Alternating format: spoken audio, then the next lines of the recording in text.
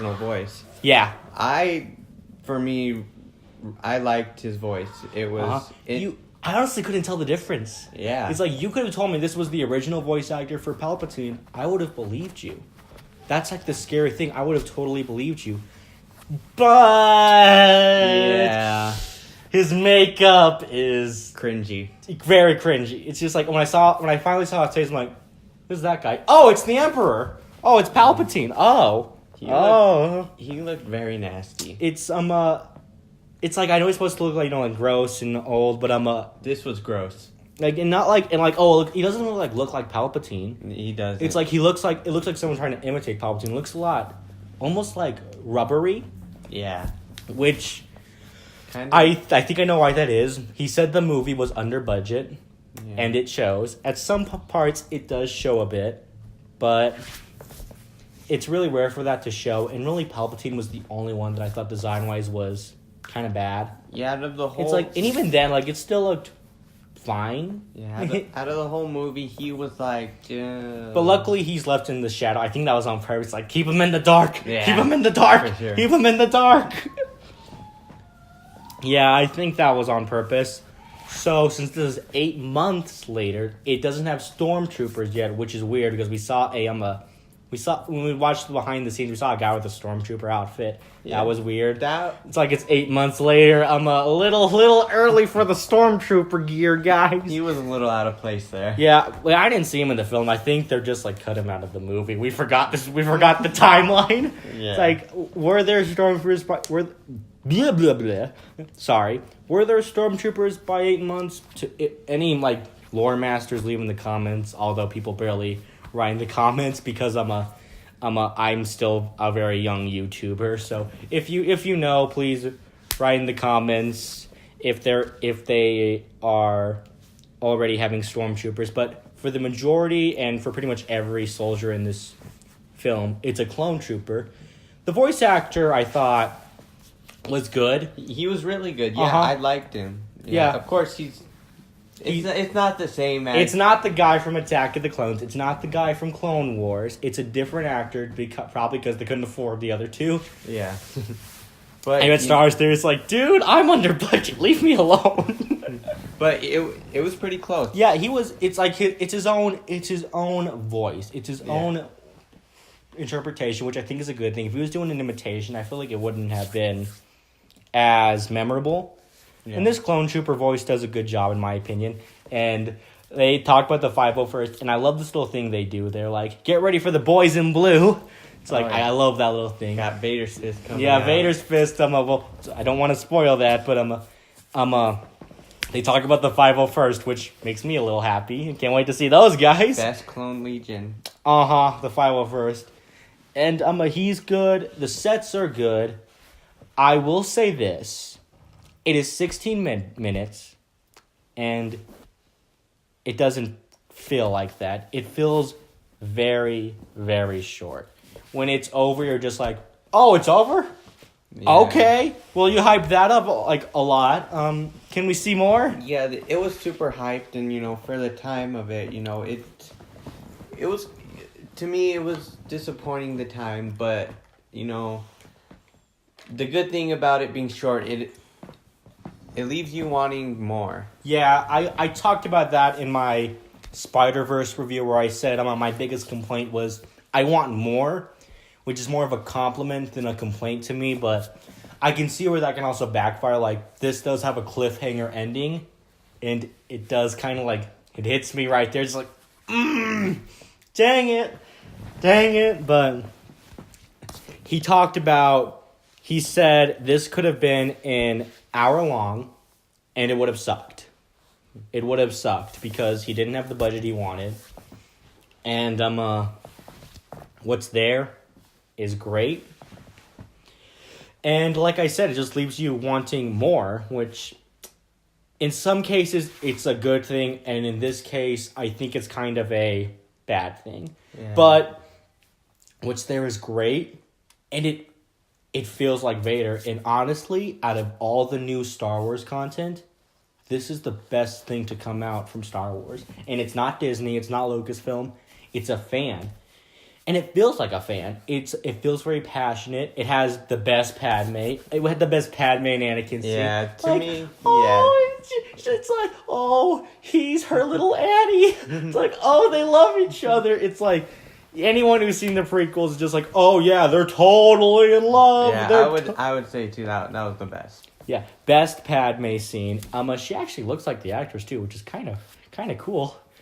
Yeah. Had the best Anakin, probably because he's there for like 2 seconds. It's just like best kid Anakin. He's not as annoying too. Although there isn't much competition.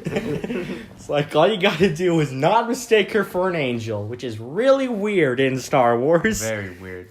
Yeah, so good action, good effects, good costume design. Well, for Vader. Oh, almost forgot.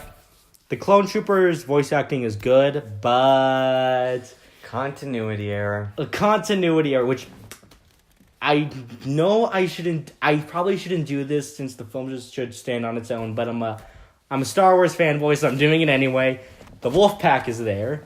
Yeah. Did anyone see the Wolf Pack? I did, and I'm just like, they just stand out. it's like, why are they there? Yeah. It's like, were they assigned on the Emperor's ship? Of course, it's normal to see the 501st and the Coruscant Guard. because the 501st is Vader's fist. That's his legion. And then the Coruscant Guard. Yeah, the shock troopers. You know, Yeah. those they're meant to serve the Emperor. And you saw some Imperial officers there, which Yeah. that was cool. I love it. I love that. the costumes. Those were great. And but you saw the Wolfpack there, and they stick out like a sore thumb. Yeah. That was so continuity error, which is sad to say. And I think it would have just been better to have shock troopers and just regular troopers. You could even just paint it like repainted some of the shock troopers. Like, hey, I just paint them white. You can never go wrong with regular white troopers. Yeah. Okay, that sounded a little racist of a white trooper power. Okay, we just want to explain we're not racist. Yeah, it's like, please no one misinterpret that. I didn't mean for that to come out that. We have no idea. We have no problem with dark colored troopers. My favorite stormtrooper is Finn. I swear.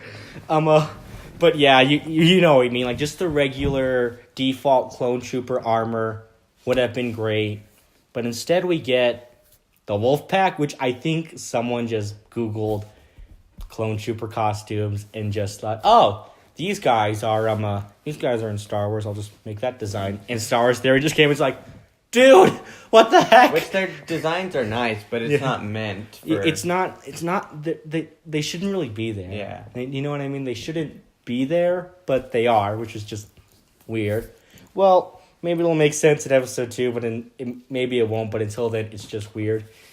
And that's about it. Minor continuity error, under budget, and it shows. But good effects, good action. The CG we haven't talked about. The CG, there's very little of it, but it's good. I liked it. You know, when they showed the cruisers. Yeah, and they showed Vader's ship. I like how it's Anakin's. I'm a little fighter ship, but it's like in red. I don't know why, but I love the red. Yeah. I love the black and red. It looks awesome. It complements him. It makes him look awesome. It makes him just look so cool. Yeah. So yeah, costume designs are good. Set designs are good. Good action. Some minor problems technically and some continuity errors, but an overall great film. And if you're a Star Wars fanboy, you will love this. You better go watch it. So Noah, what is your rating on a scale of 1 to 10? What would you give this movie? It was all great, as we said, and everything. Only minor problems, but for me, I would give this fan film a 9 out of 10. Okay, 9 out of 10. I think that's very fair. I can honestly see 10s out of 10, 10 out of 10s, 9 out of 10s. For me, the continuity errors and the cliffhanger ending and the poor makeup on Palpatine hit me a bit more. I want to give it a 9. I want to give it a 10. I honestly want to give this a 10, but as a critic, I have to stick with like my opinion, and I have to understand this is trying to be like a sort of sequel and a prequel, and I'm going to see it like that. And I'm going to be a bit harsher on this just because I love this film and I want the next episode to be better. So I am going to give this an 8 out of 10. It's still so good. It is so satisfying to watch. I finally got a Vader movie, which is something I've wanted since I was like a little boy, and I got it. And I'm so happy it's here. And so that's my opinion on the film. That's Noah's opinion on the film. Thank you for talking about the film with me. And we're gonna do a spoiler section for this because I wanna geek out a little bit. You wanna geek out a little bit? Of course I do. I wanna geek out. So we're gonna do a little spoiler section. You know my rating, 8 out of 10, a 9 out of 10 from Noah. You know our rating, and so we're gonna geek out a little bit. So before you see the spoiler section, watch the film. Go away. Watch the fan film, please. Tell a Star Wars theory that Critical Nerd sent you, because it is good. So okay, you gone? Okay, we're gonna start spoilers in 10,